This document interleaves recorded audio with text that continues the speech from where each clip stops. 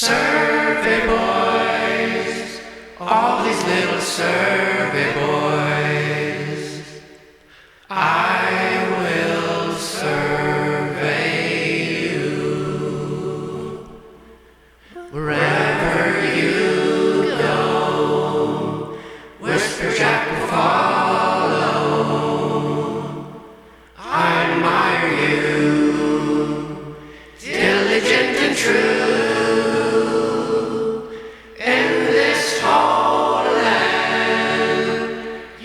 Follow one plan. As you follow one plan, I will follow you. Hello. Welcome back. Wait a second. Wait a second. Hold on.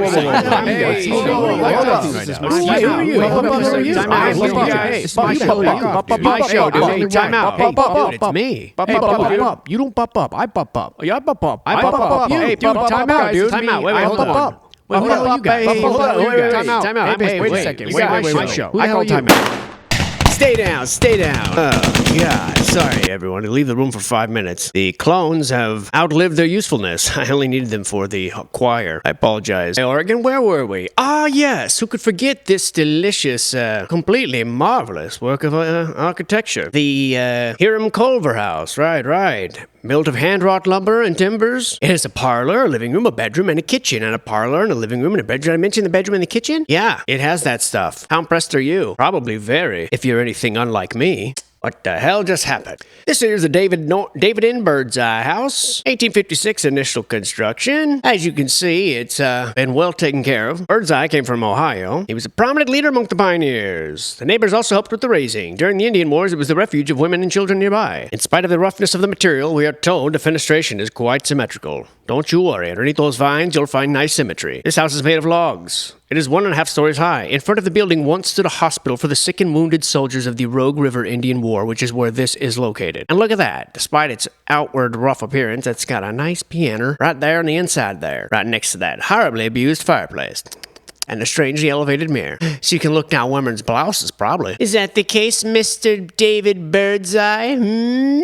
Not here to defend yourself, huh? Took the day off, I see. How convenient. Last time we had a David Birdseye questioning, he created a false flag just to distract the news cycle from what was about to be revealed. This is the Wolf Creek Tavern in Wolf Creek in Josephine County in Oregon. In the United States of America in Earth. And this is one of several of Ben Holliday's taverns along his stage line from Sacramento to Oregon City. President Hayes and his party partied here in 1879. General Grant and many noted persons, including Jack London, also enjoyed its hospitality. How about that? We see that all the time in these old surveys where it's like, a president stayed here. We're told there are 3 fireplaces and cooking was done in the fireplace. Well, which one? You're not supposed to ask follow-up questions. You're just supposed to agree. Wow, well, that there, they got that equalizer there hanging that upside down now. How you gonna disrespect something like that? Why, Davy Crockett would be rolling around in his fake grave right now. Disrespect a musket like that. It better not be old Betsy. You were gonna piss off a lot of Tennessee volunteers with their coonskin caps. Yes, sir? I don't care if they're basically fiction. They'll be pissed. You don't want to piss anybody off, fiction or not. Not that I don't believe Davy Crockett existed, for the record, but I don't think he was he was like an old politician and some super connected rich guy. He wasn't no guy living in a log cabin killing himself a bar. You know how I know? Because Disney put out with the propaganda back then. That's how I know. And because I used to like him back in the day in the Alamo. I used to love that stuff. And that's how I know, dude. I was propagandized. What's a little kid doing liking the Alamo? What a weird thing. You know what I'm saying? I'm freaking mad, dude. They brainwashed me, dude. They made me look like a fool. If today me, were to run into like 5-year-old me running around with a coonskin cap on in the woods, I slapped the cap right off his little pea head. That's what I'd do. Can't be. Well, it can't be child abuse if it's your own self you're abusing now, can't it?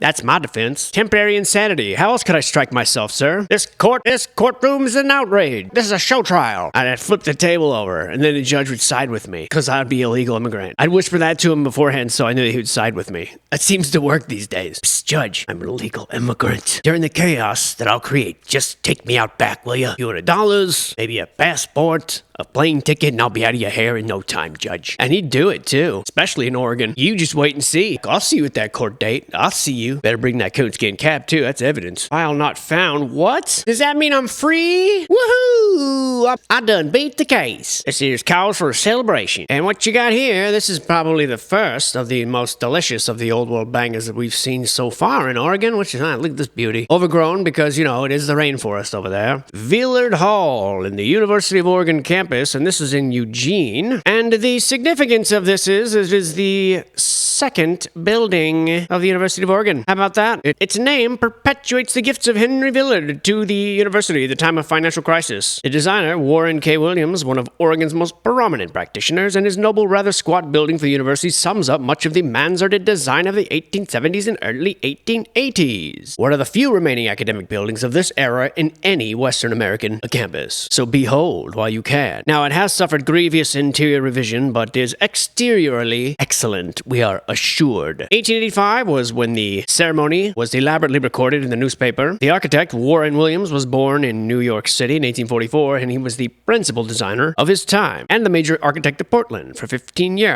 Stones and brick were of local origin. Mr. Villard gifted the university a fine large oil portrait of himself, which now hangs in the main entrance of the hall. What a guy. That's all we wanted. The historical information goes that the welcoming committee was met by the Masonic Grand Master.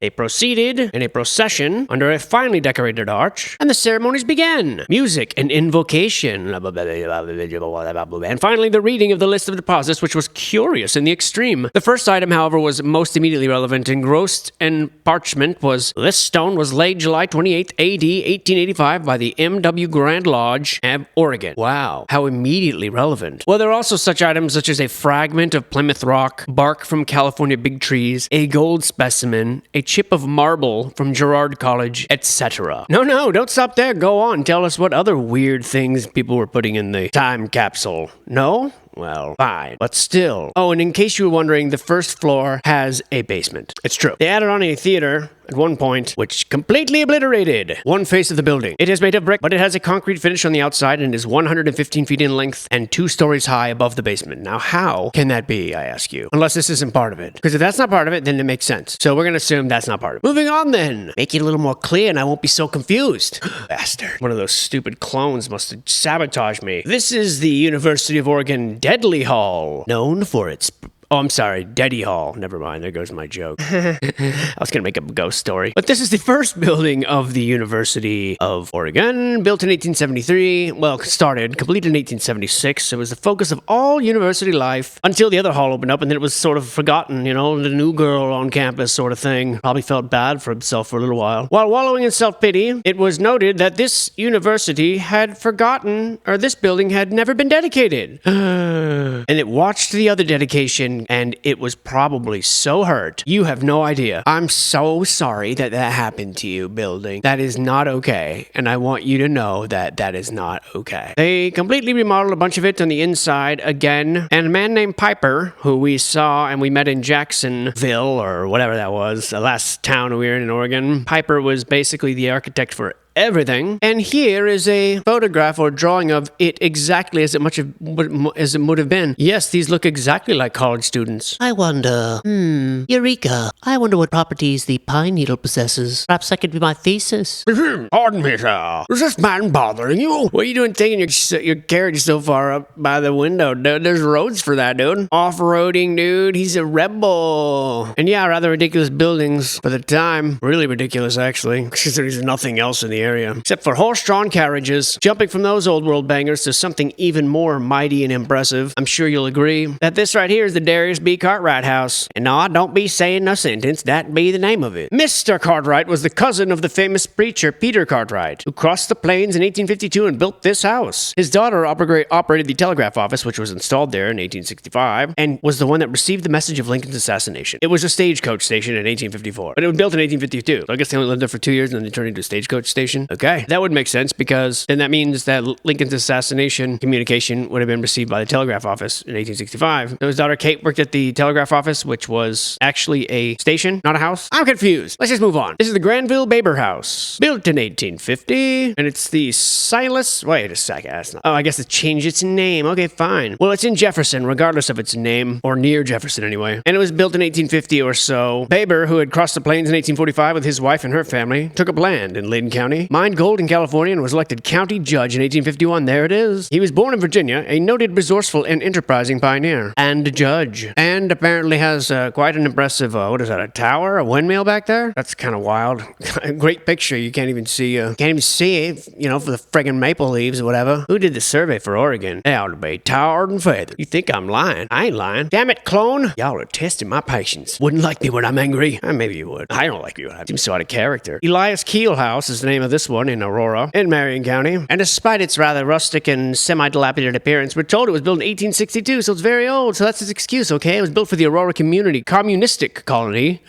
And operated until the dissolution of the colony 15 years later. And then it was owned by other people. Wow, you put it on there because it was part of the Communist Society. Huh? That's a strange thing to celebrate here in Portland, Oregon of America. Communist committee that lasted like 15 years. I guess it's frickin' Oregon. Who could be surprised, dude? They don't know what's going on. I used to go there all the time. Every summer, really, for a while. I got a bunch of friends there. Well, at least I think they're friends. Maybe not anymore. Because, you step outside the hive mind. You'll be castigated in no time. It's a sure bet. 1857 was the initial construction date of this building, which is called the Samuel Brown House, who was born in 1821 in Pennsylvania. He found gold in California, just lying around, I guess, and he built his house with money from the gold. How convenient. One of the finest and best preserved of its period, with white marble mantels and a front and rear porch, a real luxury for the day. It served as a stage station as well and an inn for many years. And Mr. Samuel Brown also started the loganberry industry here. Loganberries, which grow like just wildly all around there. Wouldn't take too much brains to just start selling them. Now would it? Mr. Samuel Brown, he finder of gold and then finder of berries. Not to mention owner of teapots. This guy. Hell does he think he is? I tell you. And the thing is, I'm very brave because I'm saying this right to these people's faces. These people that died like 200 years ago. So I think it's brave. I don't know. For me, that's what courage really is all about. Talking and speaking your mind to the air thousands of miles away from where dead people are buried about those dead people. That to me is the mark of courage. It's my definition, my truth. I mean, you can try to take it away from me, but we can wrestle for it. Get the bathtub out, Jello or whatever the hell you guys, however the hell y'all do it. We'll settle it one way or the other. This is the George F. McCorkle House. Besides having one of the dorkiest names I've ever heard, George McCorkle lives on Howell Prairie, and this was built in 1851. He was built in 1819, however, in Lincoln County, Missouri. Him and his wife came to Oregon in 1843 with an ox team. Yeah, that's all we're told. So, old house, big house. Must have had lots of kids with that house. Why else would you build it so damn big? That's my investigation. That's why I don't work as a detective. They've shut me out of the industry. I made them all look bad, though. Too good at this.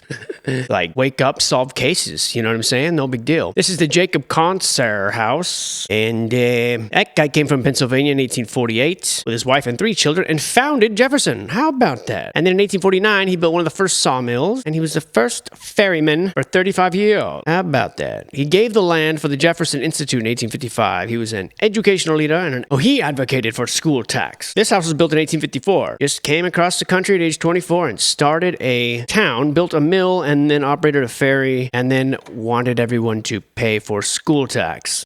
Sounds like just a normal guy. Definitely not affiliated with anyone, anywhere, at any time. Nope. And then gave everything that when he died, he gave his everything to the Jefferson Institute. That sounds totally normal. And here we have a completely innocent phoenix or eagle totem or whatever you want to call it. Calling card is what I calls it. You can make up your own mind. But I know what I'm looking at when I looks at it, okay? And it's allegedly is from the Chemawa Indian School, which is the oldest continuously operating non-reservation boarding school in the United States. That's a fact. Although it doesn't really look like it is continuously operating by the looks of this build. Oh, so there. No telling why this house is boarded up or why it's on the survey, other than the fact that, well, I guess they're all boarded up. Well, that doesn't really fit with the whole continuously operated narrative now, does it? Color me perplexed, why don't you? There must be some logical explanation as to why things are this way. Okay. This is McBride Hall at said school, which we are told nothing about. We are in Salem in Marion County, I can tell you that. But yeah, look at this old world banger and completely boarded up. McBride Hall, that's the one. That's right at the right place. That's weird. A weird old furnace there with the radium sign there, a radiation sign, and it looks like it was at one point a rather fine building. But alas, they must have moved. I mean, why else would it say it's continuously operating unless the pictures don't match, which is what it looks like to me. Curiouser and curiouser. No information about any of these, just the name, house. This is the Winnowa Hall. Also, no information about that or why it's boarded up. Looks like a lovely building though. So I don't know what's going on here in Chemawa Chemawa. But whatever it is, it's a bit tragic because, I hate to see such a lovely old building in such disrepair. Wow, showers and everything. I guess it's a boarding school, so looks like a beautiful place. And big old trees. If it weren't boarded up, I guess. This is back when you could have a building that was boarded up in Oregon. They wouldn't just have a million people living on, in, and or around it. Tells you the timeline there of what we're dealing with as far as the era. This would be the pre-retarded stage of America. We are fully in the middle. Just to be clear, we're in the middle of the retarded season right now. Okay, just so you understand where we're at here. These were the industrial shops that were part of the complex. This is the interior of a classroom. You can tell this rather curious structure for a classroom. Almost looks like an old industry, and more houses on the property, boarded up, bereft of all hope. Somehow they escaped the scrutiny of the squatters thus far. Although, of course, this is in the past, like I said, so. In the future, no doubt they'll be crawling with vermin of the human variety. This is the McNary Hall with nary an idea of what happened to this place. So far, I have in this survey, as presented to the general public, not come across a single bit of evidence or information actually as to what happened here, or why it's abandoned, or where they moved to. No difference even here in the McNary Hall. Told nothing, other than that it's made of brick. This one was built in 1923. I guess I shouldn't have to tell you that. It's pretty obvious. If you can't read, I read it for you. Or I should have. Like those little ceiling tiles, though. That's pretty cool. What's your secrets, mystery man? What are you hiding? You say something? Huh? You punk? Pew! Pew! Pew! Pew! Pew! Pew! Pew! Oh, dude, what the hell was that? Bastard. As you guys can tell, I've been really hitting the books hard as far as graphic animation goes. As you can tell, I have come a long way as far as animation, God, if I knew how to animate properly. Oh boy, look out, world. Look out. One of my dreams, I would love to have an adult animated show, my own creation. Boy, to flesh out some of my more ridiculous fantasy ideas, to promote the giggles of all men and women. But for now, this will have to do, defacing buildings and old surveys, from the 70s. That's what I'm resorted to. My lot in life. You know what? I wouldn't have it any other way. But now, dude, freaking clone. I didn't used to think them clones was real, but now that I done cloned myself, well, I guess I got no choice, do I? This here is the Holly Hall, which is a better name than the Holy Hole, which is what they were going to go for. I'll be here all week, folks. Oh, I can just see that face dying to come out at me. No, don't give in. I won't even tell you what this kind of building is. I want you to remain ignorant. I'm not even going to dream of giving you that information, okay? You can do your own freaking detective work. You'll never figure it out. And that is an odd picture to put on this freaking survey. It really is. I don't even know what to make of all that. What do you guys think? Let me know in the comments. How else would you tell me? I guess you could call me. Yeah, go ahead. I dare you. I put my phone number on here one time. No one believed it was me, except for one person. They took a chance and called it, and it was me. I thought no one will actually think that they'll think I just made up a number. No one will actually dream that I put my actual phone number on here, but I totally did, dude.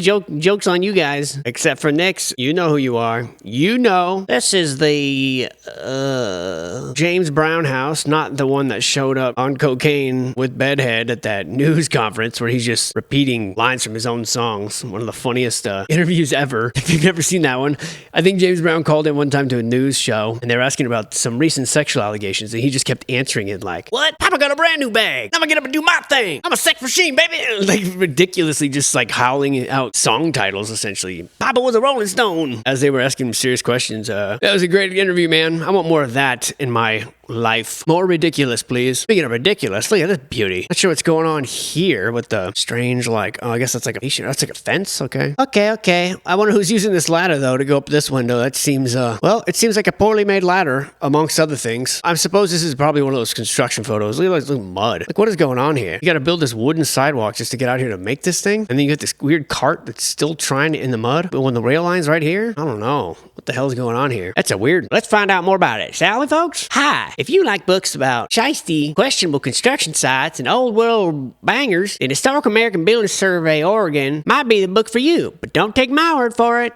Dun-dun-dun. Take a look. It's in a book to make your bleeding brain grow. And folks, what we are looking at right here is the Redmen's Lodge, the Secret Society, and Kublai Building. That's correct. If you had that on your bingo card, you've won. It's for many years known as the site of the New State Saloon, one of the longest operating businesses in Jacksonville. There it is. There was at one point an attorney's office on the upper floor, and the Redmen purchased it at one point. Actually, I think we saw this one before. I think we did. This is just another picture of it. Because I remember the disturbing story about all the people fighting over it and how it was run by a bunch of people, Charles Savage and all sorts of people, and Glenn's and Howard's, people selling it to each other back and forth? That's correct. Now, apparently, there was a fire on January 1st, 1884 here, and it started at Beekman's banking office across California Street.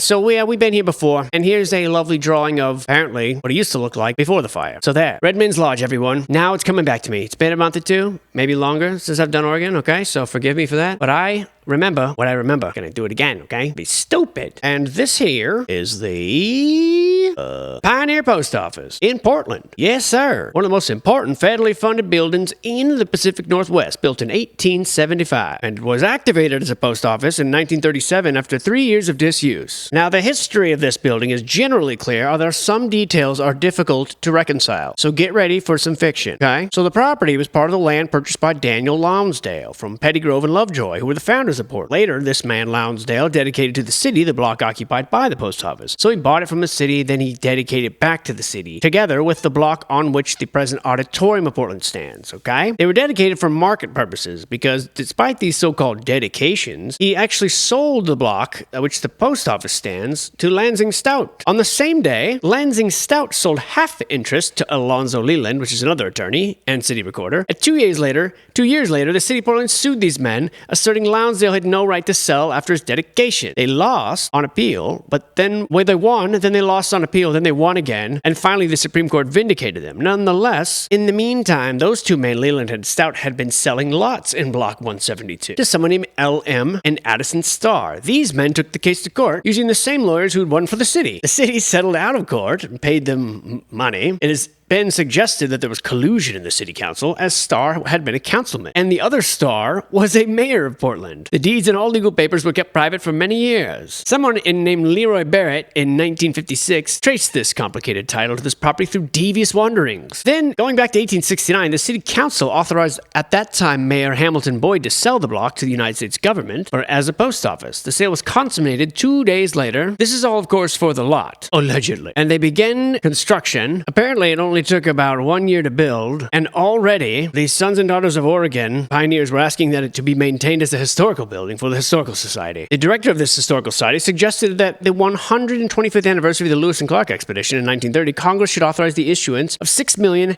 to be sold at cost to the society, which would then sell them for $1 each, and then buy the building for the federal government and renovate it. The fine cupola of wood here in the top was used as a vantage point, as numerous visiting dignitaries obtained their best views of 19th century Portland from this height. Later on, it was declared unsafe. There was a flue, however, on one side, suggesting that at one point there was a stove in there. That is a little interesting. It is not clear who is the local supervising architect, and what a absolutely ridiculous history, I'd say. And here we have the construction photos, which are no doubt going to be compelling and convincing. Let's see, okay. Right, we got some blocks here in the ground with no immediate landmarks nearby. Hard to... Okay, next. Oh, that's it? Oh. Well, I'm convinced. We did it. We did it. USA. USA. This is the Oriental Theater, and it is quite... Wow, hold on, back up. Look at that bad boy. Gemini. What a beauty. Good golly wackle. And this one's got a 33-page write-up, which is totally innocent. It's the second largest moving picture built in Oregon. Thomas and Mercier were a Portland architectural firm, and they were trying to make it like Angkor Wat, allegedly. The date of erection was 1927. When Clayton Weatherly died in 1969, the heirs sold the buildings, and the tenants were directed to vacate in less than 2 weeks. The office building was renovated, and the theater was demolished in February 1970 to provide space for a parking lot to serve the office tenant. What? The Weatherly heirs sold it to W.E. Roberts, kicked everyone out, and demolished this in 1970 for a parking lot? F you guys. Unbelievable. Those boys ought to be tarred and feathered. How could the city let something like that happen? Oh, I know why. Because they don't give a bleep about us. Or beautiful thing. A fucking parking lot? That's unbelievably inconsiderate. Tone deaf. I might even say evil. You know? It seems like it's a little evil. Apparently, all that was ever salvaged from here was a little bit of plastic or plaster sculptures. 1 or 2 heads from the auditorium dome. 1 full-size figure. So basically, they just went through the trash after it was destroyed and took a few things. An elephant panel. What a fucking joke. How could you? Literally, how could you? For a parking lot, you destroyed this building? That's got to be some sort of inside job. Like, this is heartbreaking. Look at even if it's a little tacky or gaudy in color, I don't know. What an offense. What an offense to destroy this and put a parking lot up. I cannot believe it. And it looks fairly substantial. It doesn't look like a cheap like theme park. It looks like there's some real time put into this. Less than 2 weeks to get out. We're going to put a parking lot here. Wow. Unbelievable. Look at that inside of that theater. Wow. That is breathtaking. That literally and here, these must be the elephant heads that somebody salvaged one of. Dude, what a complete disgrace. Building wasn't even 50 years old. You're going to take that dome. That's actually amazingly impressive. They're even an imitation of Angkor Wat, even if that is an imitation, although it looks just as good as the real thing. I'm thinking possibly this is an even older building with a much secret history than we are led to believe.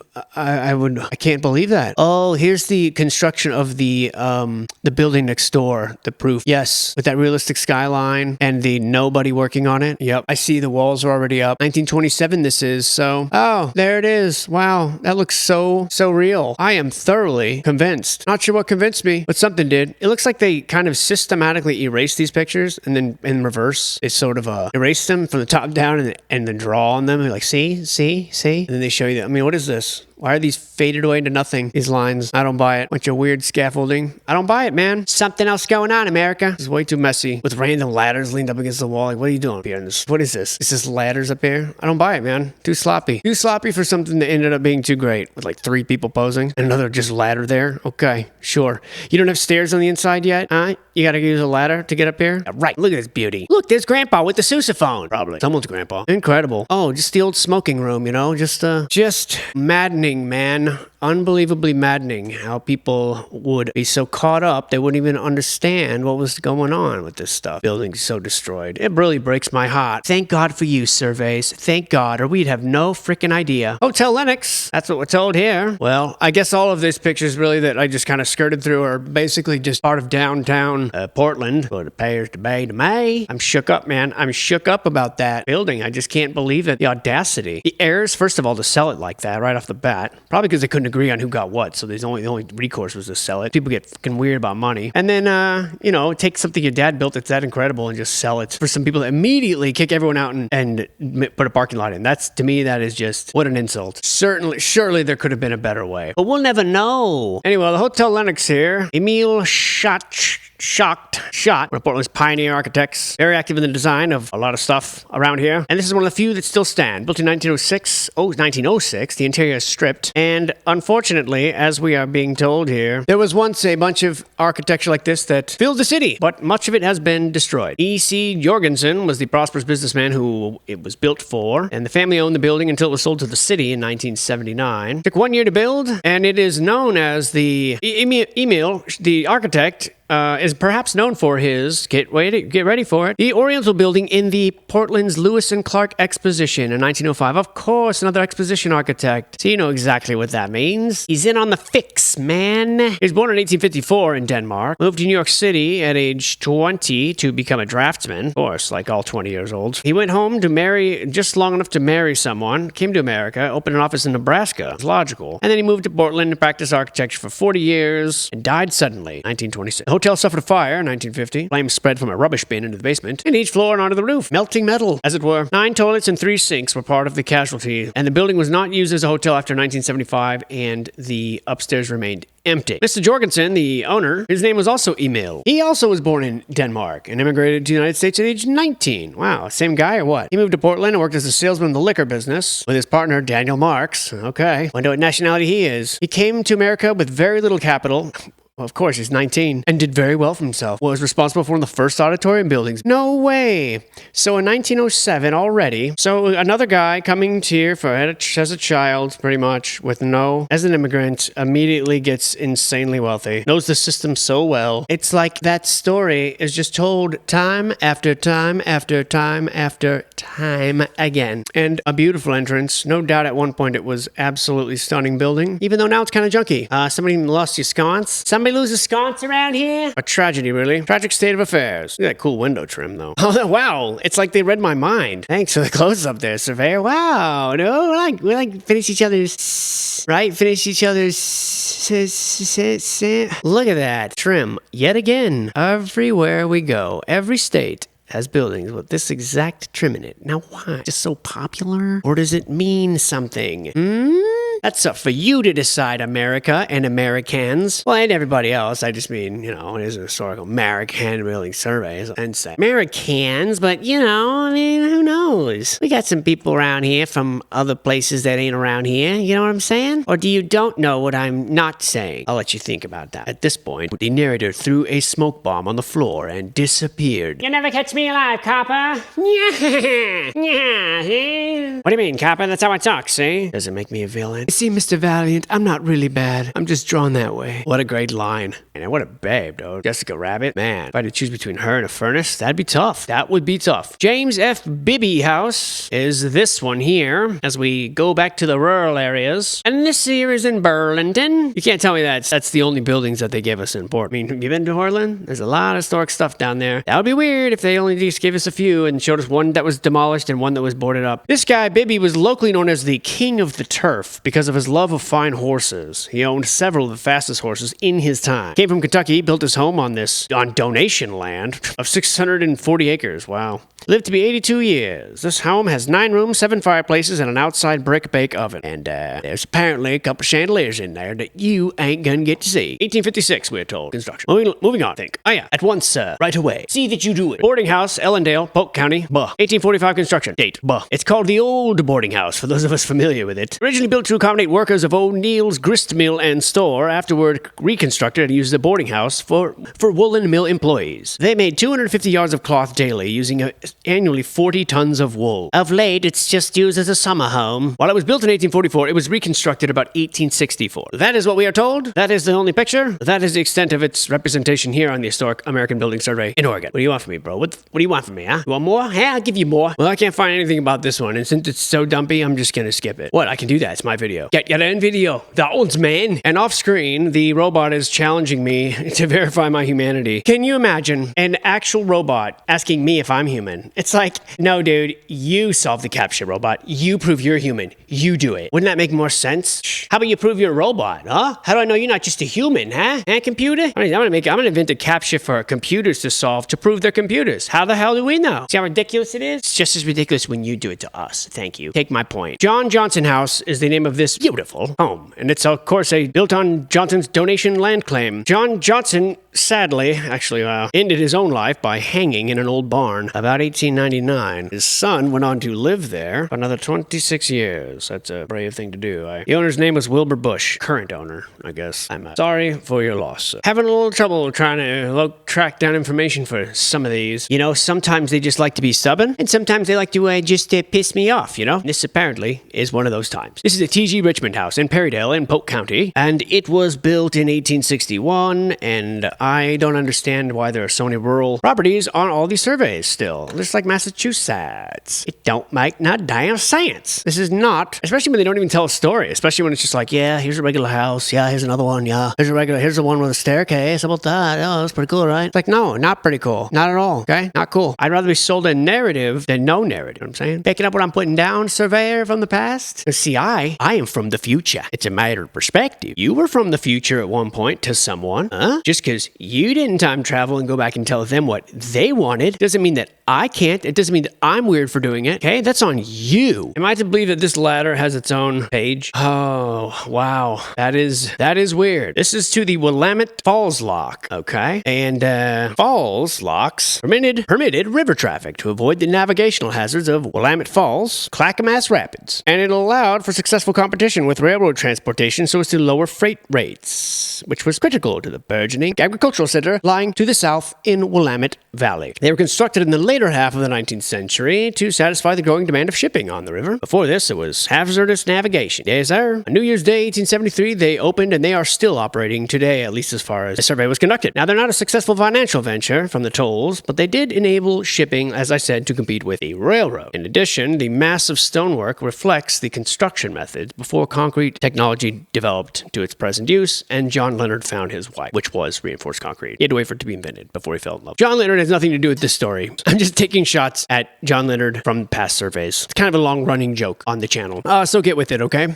I don't see any stone construction though, so all I see is wood. So, yeah. Apparently the government actually owns them now as of 1913. Most of the use is attributed to raft logs. Here is so let me just explain what you're looking at, okay? Let me go back here. Let me just do it properly. So this here is the basalt rock formation. That's what you're looking at. You're not supposed to look at the ladder. I'm pointing at the moon and you're looking at my finger, okay? The staircase is the finger. This is the moon. Got it? This is the east wall of lock chamber number 1, the west wall of lock chamber number 1, and this is the west wall of lock chamber number 1 as well, and this is the east wall of lock chamber number 1 as well. This is during repairs, and this is to showcase the rock behind the wood, and that's the cofferdam there in the background during repairs, of course. And this is when it's all completed. No, I'm just kidding. This is during repairs as well. And this is when it's all completed. As if you couldn't tell. Look how pretty. Look how nice, dude. They did a good job on that. That was probably a big job. And this is 1980, so I don't know why we're not using color photography, but that's the way they do it to make it seem more historic, I think, you know? Ooh. Look at those modern-ass cars up there. Get me the bleep out of here. Although now I can see some of the stone over there. That's pretty dope, actually. Unless it's just cladding, you know? And I was tricked yet again. You don't have to convince me that I've been tricked, okay? I know I've been tricked. I'm not like the people in that quote. Easier to fool a man than convince a man he's fooled or something like that. You can convince me that I've been fooled pretty much any old time. I'm a pushover as far as that goes. Someone's like, you've been tricked. I'm like, damn it, again? That's like the umpteenth time this month. This here is the Pacific University, Old College Hall in Forest Grove, Washington County.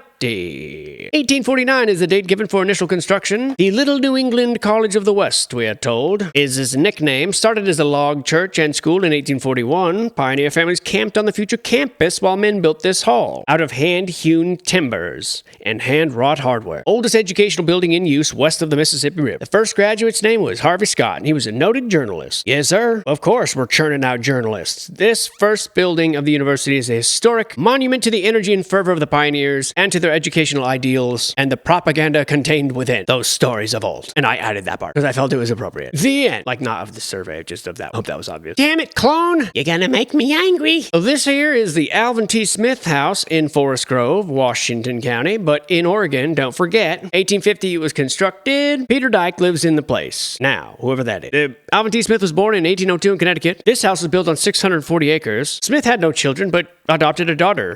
That's odd. Be allowed to adopt a daughter as a single man, don't you think? Anyway, then we were told that the last owner was the nephew of the pioneer's last wife. So no children, but he had multiple wives that don't have names given, but adopted a daughter. And this is the nephew of his last wife. So I don't even want to think of the implications, America. Personally, I'm disgusted. I'm going to assume the worst, and I'm going to judge you guys super hard for it. And there's going to be disgust painted on my face as I do. Yep, that's what's gonna happen here. That's what time it is. You can't stop me. My feelings are facts. That's how it works. This is the Fort Yamhill in Dayton in Yamhill County, and it was built in 1856, just like pretty much everything around here and everywhere. Preserved as a monument, meaning it was moved from its original site. I've learned that. The blockhouse was built it was built as a safeguard against the Indians, of very unusual construction. You could see the upper block there, turned on a true diagonal there. You could see with the rifle holes, so there's a normal line of fire every 45 degrees, like a regular blockhouse is an improvement, okay? It's not weird. It's an improvement on the original style. Pretty obvious, okay?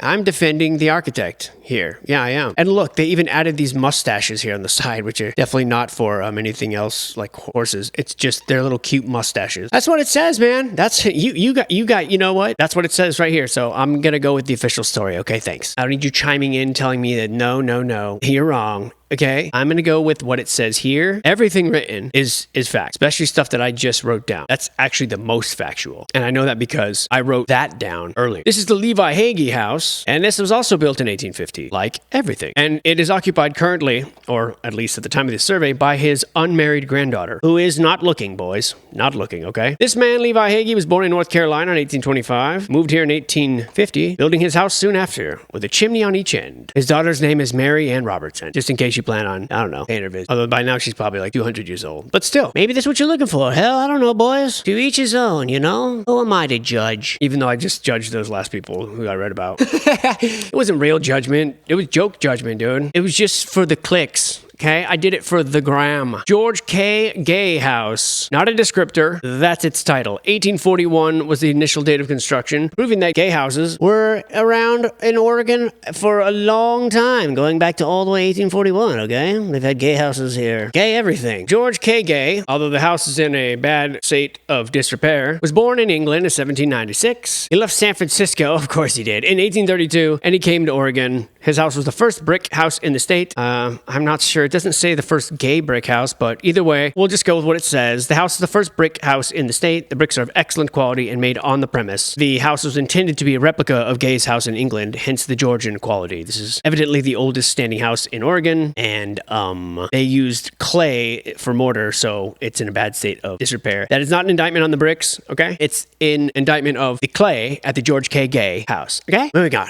Here it is later with some of those bricks collapsing, as you can tell. Seen better days as the George K. Gay house, and I totally understand if right now you want to punch me in the face. I hope you suppress those urges when we meet face. Because right now it's not about that, okay? It's about the Amos T. Cook House in Lafayette in Yamhill County in Oregon. And this here Amos T. Cook House, well, it was built in 1853 by Amos T. Cook. He was born in Maine in 1816. He came from Maine in 1840 and took up land across the river opposite the village, where in 1853 he built this permanent home. He lived for 42 years. He was quite prominent in community development, and yeah. It was built of cedar lumber shipped around the Horn. So there you have it. All these rustic homes built by random rustic people with no real narrative importance. And it just makes you wonder why we're filling the rosters of all these old homes of these historical American building surveys with homes like this when you and I both know that these downtown of these Oregon towns all up the coast are full of buildings like this one. It's continually shocking to me that somehow these old world buildings were either escaped the scrutiny of the surveyors. However, I don't think so. I think that they were literally purged from the surveys. I bet you these surveys went through and were very dedicated, and they just purged them and only left in a few that they felt like they had to. The Oriental Theater, the Postmark, these major ones, knowing that most people are not going to go through these surveys page by page, property by property. So they're just going to see the 10 or 20 that they promote and assume that it's full of thousands of properties like this and never look deeper. But if you do a deep dive like we are doing and have been doing in all of these states, you find it's full of just weird trash a lot of the times. Ladders and just little broken down sheds or little bits. I mean, it's just a joke. You could have filled out the registers of these surveys with thousands of amazing old world pictures, regardless of if they've been demolished. You could have, and I'm certain in the archive they've got a lot of these hidden or tucked away. But nar. So here's the bone they're going to throw us right now, and actually it looks like it might even be a repeat from earlier. They're like, oh yeah, too many rustic stuff in a row.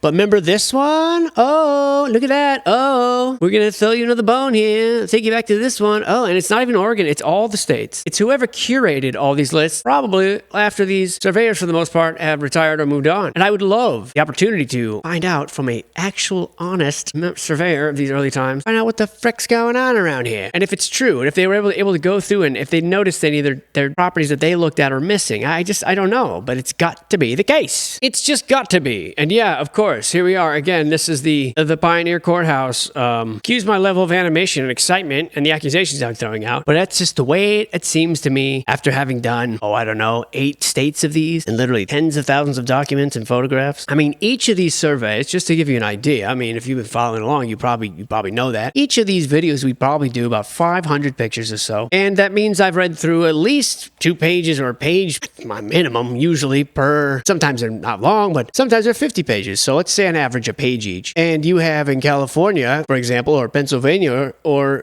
there are 1,200 pictures per segment that I've separated, which usually is split into 3. So if there's 8 volumes, it's usually probably about 4,000 pictures or more and the accompanying document. So after this many states, Rhode Island, Pennsylvania, Connecticut, West Virginia, or Wyoming, California, Colorado, I've seen so many of these, as probably you have as well now, that the conclusion that you come to is that there's something amiss. Okay?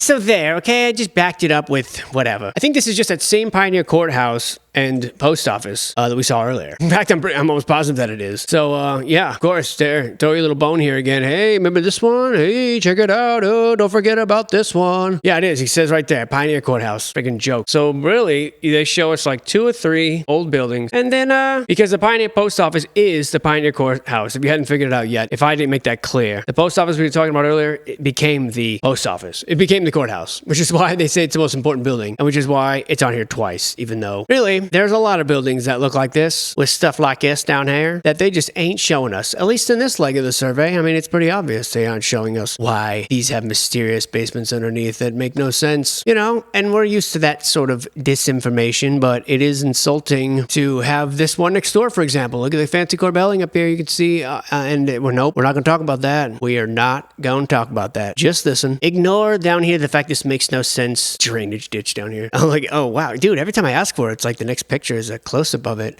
It's like I have a connection, bro, with the surveyor. And yeah, what a great, striking, lovely building. I'd like to see more. I'd like to see all the buildings like this that are in Portland on the beautiful ceiling. I really would. But chances are, nar. You ain't gonna see them, bro. A lot of fancy fireplaces there. I was tempted to make them scream at me. This must be underground in the basement. Hey, look at that bricked up doors here on the side, and oh, such a hibbity-jibbity going on. It is a mystery. So let's see what we're looking at here. I can at least tell you that, what you're looking at, all right? We'll back it up a little bit here. Just so, like, you know. These are just fireplaces that are on the 2nd floor and the 3rd floor and stuff like that. This here is the 3rd floor hall and the typical detail of a 3rd floor room. This down here is the basement, as I reckoned earlier, with the maintenance room, and they're proposing turning this into, at the time, an underground parking lot, and this would be the entrance, of course. Gonna bulldoze more of it. This is the stone foundation wall at the bottom of the basement stairs, so it's got a stone foundation down here, allegedly. And yeah, this is, of course, the staircase and the windows in the cupola. These photographs were taken, these are more modern, taken in the early 2000s. They just don't look that way because they're black and white. Look at the little American symbol on the door there. This is the lobby, and this is the post office workrooms, or what were the post office workrooms, because I guess for 3 years it had been in disrepair. And there's the beautiful Nordstrom building. I'm sure you're all delighted to see. And up here, remember they told us this is a view of the cupola. And remember they told us earlier this is the view from the cupola. And don't you remember they told us that this is the greatest view in the city, and all those dignitaries would look out? Now what do you see? Nothing. Just walled in by douchey, bricky, brutal buildings. What a shame. Who are these people that ruin our cities, and who are we to allow this? Skyscrapers, I mean, who cares about them? Especially high-rise, just these massive apartment complexes. Like, I personally, sure, I'm glad more people can live in the area, I guess, but that means you gotta have parking garages, and you gotta have more traffic, and it slows everything down, and people living on top of each other. And I just don't think it's healthy, personally, and I don't know why we allow it. Why do we allow it to be done to us? I don't know, man. I anticipate a day when we are just having a mass exodus from the interiors of these big cities, I'm sure it's happening on some scale, some level, but I just think that that's gonna increase because these cities suck. And the charm that they used to have, they're getting destroyed. I mean, Nashville, unrecognizable. Denver, unrecognizable. Phoenix, Tempe, unrecognizable from what they used to be. And I imagine that the same is true everywhere. That's just my own personal experience. I've noticed this. And it's not unrecognizable in a good way either. And here we get our little colored photos at the end here. As this demonstrates that we have reached the end of this leg of the survey. There will be much more to come. Look at that beauty. Wow. How about that? Look at that split plan. It's like clearly destroyed and rebuilt or something. What it looks like to me. Yeah. And this is what you see or used to see all over Portland. All this. Just buildings like this nonstop. You know, that's all we get though. Little sneak peek. Well, what a weird one. I hope you enjoyed it. I'll be back soon.